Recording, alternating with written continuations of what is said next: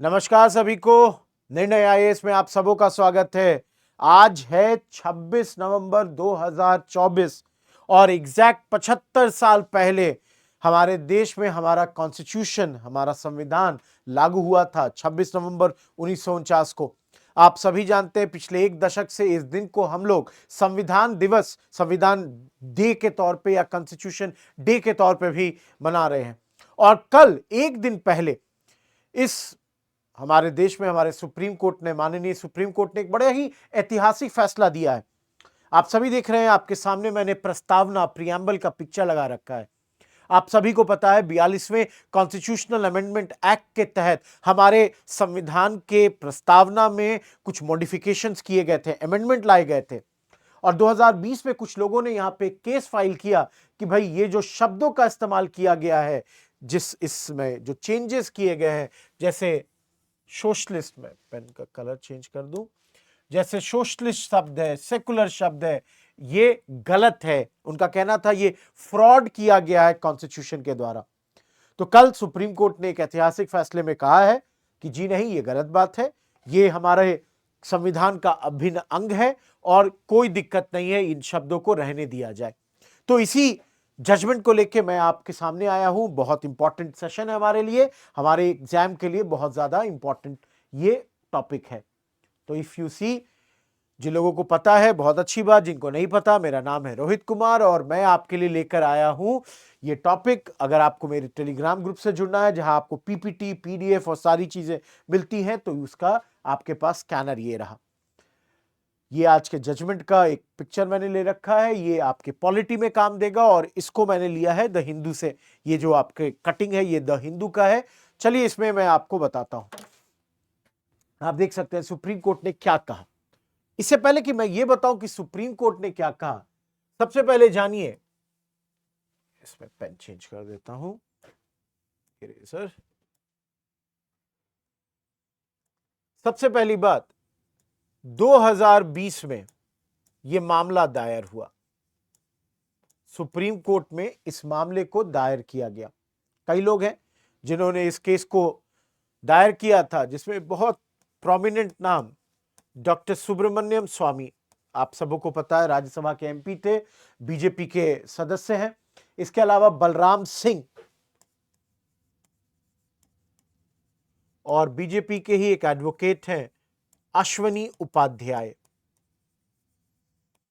इन लोगों ने 2020 में यह मामला दर्ज किया। अब इस मामले को सुप्रीम कोर्ट सुन रही थी, तो सुप्रीम कोर्ट में इस मामले को सुन रहे थे, उनका 2 जजों का पैनल था।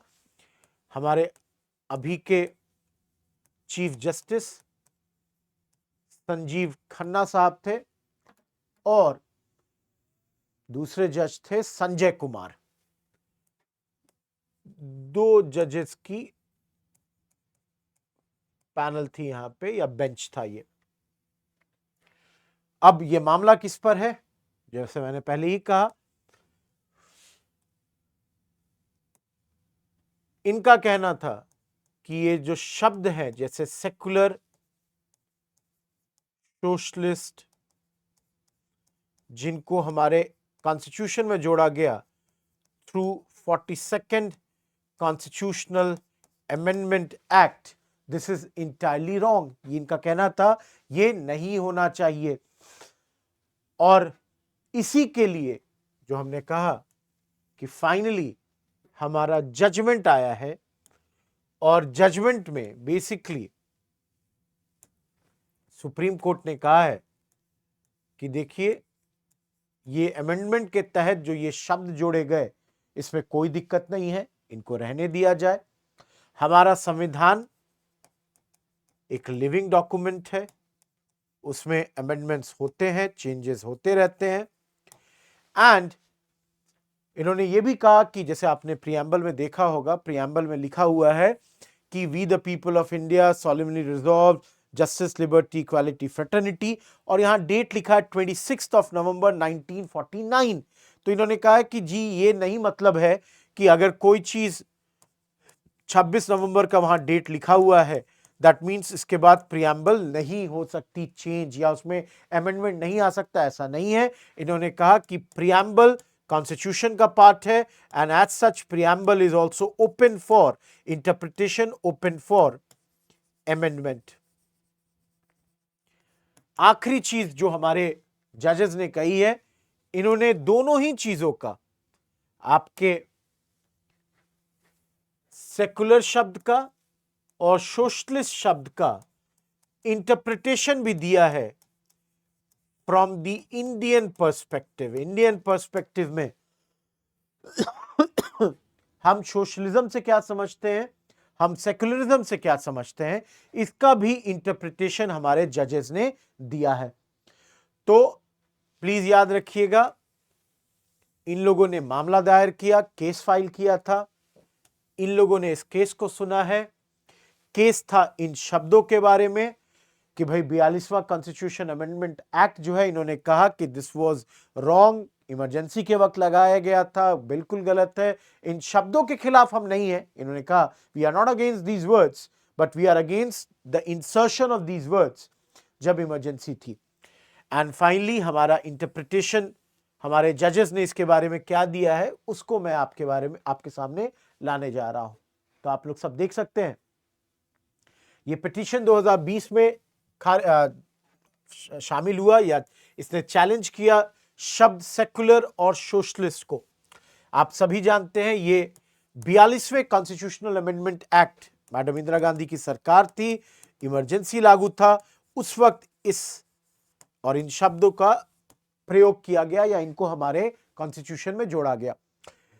इन लोगों का मानना था, इन्होंने कहा कि भाई ये जो शब्द है this is fraud on the constitution. क्यों फ्रॉड है? बिकॉज जैसा मैंने पहले कहा कि इस वक्त इमरजेंसी लगी हुई थी और इन्होंने कहा कि ये सरकार बिल्कुल गलत कर रही थी। और जैसा आप सब जानते हैं, बाद में जब जनता पार्टी की गवर्नमेंट आई और 44th अमेंडमेंट एक्ट आया, उन्होंने कई सारे जो चेंजेस लाए गए थे 42वें अमेंडमेंट एक्ट के थ्रू, उसको हटाया। बट देन इस चीज को समझना कि सुप्रीम कोर्ट ने कल कहा है कि देखो भाई, जनता पार्टी ने भी इन दोनों शब्दों को नहीं हटाया, इन दोनों शब्दों को जनता पार्टी ने भी रहने दिया। That means they also believe कि भाई सेकुलरिज्म और सोशलिज्म हमारे कंट्री या हमारे कॉन्स्टिट्यूशन का अभिन्न अंग है। उन्होंने बाकी शब्दों को हटाया, इन दो शब्दों को नहीं हटाया। Similarly Subramanian Swamy and all का कहना था कि ये इकोनॉमिक पॉलिसी की जो चॉइसेस है, ये सोशलिज्म शब्द का इस्तेमाल करके हमारे ऊपर जो इकोनॉमिक पॉलिसी चॉइसेस है उनको लिमिट करता है। इन्होंने कहा जी नहीं, ये भी नहीं है, सोशलिज्म जस्ट एक वे ऑफ लाइफ है। हमारे यहाँ मिक्स्ड जिसको कहते हैं इंडस्ट्रियल, आपका प्राइवेट सेक्टर पब्लिक सेक्टर दोनों एग्जिस्ट करते हैं। एंड इंडिया में सोशलिज्म टोटली मीन्स ओनली अ वेलफेयर स्टेट। तो हमारे जजेस ने इसका इंटरप्रिटेशन भी दिया। तो कंटेक्स्ट ये है, आप लोग समझ सकते हैं सुप्रीम कोर्ट का रूलिंग क्या है। दे आर इनएलिएनेबल पार्ट, एलियन नहीं है, दे आर नॉट एलियंस की बाहर से कहीं आ गया। इसके पहले भी जो संविधान हमारा बना, उन्होंने शायद सेकुलर शब्द का इस्तेमाल नहीं किया, बट उनके मन में हमेशा यही था कि भारत में एक सेकुलर कंट्री रहेगा। एंड पुराने जजमेंट्स, जैसे इससे पहले 42वें जजमेंट के पहले आप लोगों ने पढ़ा होगा Kesavananda Bharati versus state of Kerala. Similarly अगर बात करें बाद में Mumbai versus state of India, supreme court ने कहा कि आप इन तमाम जजमेंट्स को उठा के देख लीजिए, तमाम जजमेंट्स में क्लियरली दिख रहा है कि सोशलिज्म को हमारे कॉन्स्टिट्यूशन का अभिन्न अंग माना गया है। और रही बात कॉन्स्टिट्यूशन में क्या हम अमेंडमेंट ला सकते हैं, प्रियम्बल में अमेंडमेंट ला सकते हैं, बिल्कुल ला सकते हैं। आर्टिकल 368 पार्लियामेंट को यह पावर देती है कि वो चाहे तो प्रियम्बल को अमेंड कर सकती है। तो जैसे मैंने पहले ही कहा, इन लोगों ने कहा जी नहीं, प्रियम्बल तो 26 नवंबर 1949 को हमने we the people of India had accepted that. तो सुप्रीम कोर्ट ने कहा जी नहीं, रेट्रोस्पेक्टिव भी हो सकता है, पीछे के समय में जाकर यह अमेंडमेंट रेट्रोस्पेक्टिव भी हो सकता है। और आखिर में सुप्रीम कोर्ट ने कहा कि भाई आप लोगों की नीयत पे सवाल उठा रहा हूं, इन द सेंस क्वेश्चनेबल है कि 44 साल के बाद 1976 में ये जुड़ गए थे ये शब्द, आप 2020 में इस सवाल को उठा रहे हैं और इतने दिनों में हमारे देश के लोगों ने मान लिया है कि ये दोनों शब्द हमारे कॉन्स्टिट्यूशन का अभिन्न अंग है। आप देख सकते हैं अब यहां इंटरप्रिटेशन सेक्युलरिज्म और इंटरप्रिटेशन सोशलिज्म, इन दोनों का इंटरप्रिटेशन हमारे माननीय सुप्रीम कोर्ट ने किया।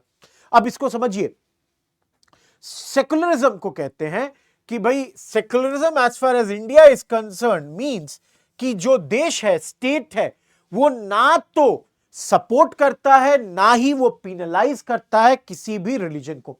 तो ये कह रहे हैं कि हमारे सेक्युलरिज्म का मतलब ही यही है कि neither we are supporting nor we are penalising any religion. और इसमें आप देखिए ना, हमारे फंडामेंटल राइट्स है, आर्टिकल 14 है, आर्टिकल 15 है, आर्टिकल 16 है, क्या कहती है? दे से इक्वालिटी बिफोर द लॉ, दे से non discrimination on the religious grounds. तो इन्होंने कहा कि भाई भारत में जो ये सेक्युलरिज्म शब्द का इंटरप्रिटेशन है, ये शुरू से है, भले ही ये शब्द हमारे कॉन्स्टिट्यूशन में हो या ना हो, ये रहा है, and that's why it is a basic feature. ये हमारे कॉन्स्टिट्यूशन का बेसिक फीचर है, इसके साथ कोई छेड़छाड़ नहीं हो सकती। This would continue to be a feature of our constitution. तो इन्होंने सेक्युलरिज्म को इस तरीके से यहां पर डिफाइन किया। अब दूसरा डेफिनेशन है सोशलिज्म का। जिन लोगों ने केस फाइल किया था उन्होंने कहा कि भाई सोशलिज्म जो शब्द है ये हमारे तरीके को, हमारे वे ऑफ लिविंग को लिमिट कर रहा है। जजेस ने कहा जी नहीं, सोशलिज्म भी भारत में जब हम बात करते हैं, सोशलिज्म अलग अलग डेफिनेशन है पूरे विश्व में इस शब्द का। जहां तक भारत की बात होती है, socialism simply means a welfare state. हम इसका सिर्फ एक ही समझते हैं, इंप्लाइज अ कमिटमेंट, कि भारत में हम लोग चाहते हैं एक वेलफेयर स्टेट का निर्माण हो।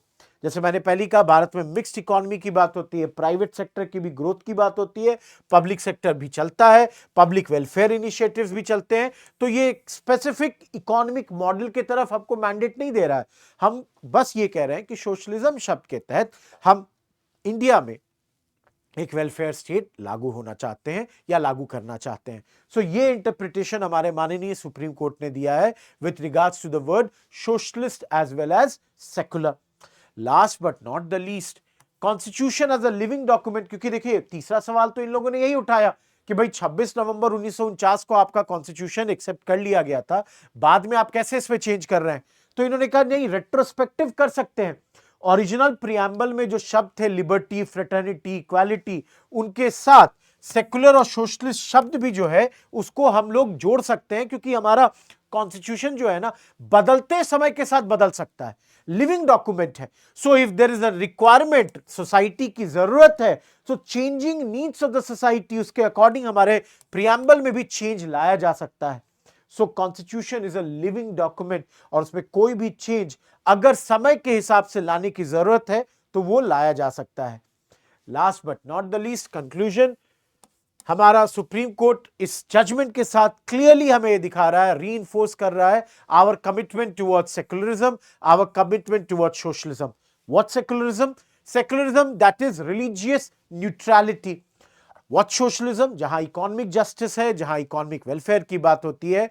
सो दिस क्लियरली हाईलाइट्स कि हमारा कॉन्स्टिट्यूशन अडेप्टेबल है, लिविंग डॉक्यूमेंट है, एंड इंड्योर्स, रेलेवेंट है, हमेशा रेलेवेंट था, रेलेवेंट रहेगा। That's the thing that they are talking about in this. आज सवेरे के लेक्चर में मैंने एक मेंस क्वेश्चन दिया था, सेम क्वेश्चन रिपीट कर रहा हूं इस टॉपिक के लिए। अगर आप चाहें इस क्वेश्चन को आप अपने लिए यूज कर सकते हैं, इसका आंसर लिख के बताइए। फिर से टेलीग्राम ग्रुप से जुड़ना है तो ये रहा आपको टेलीग्राम ग्रुप का link. That's all from this lecture, but do like, do comment and do subscribe to this lecture. And tomorrow again किसी और नए लेक्चर के साथ फिर से आपके सामने आऊंगा मैं, Rohit Kumar, and till then goodbye, thank you.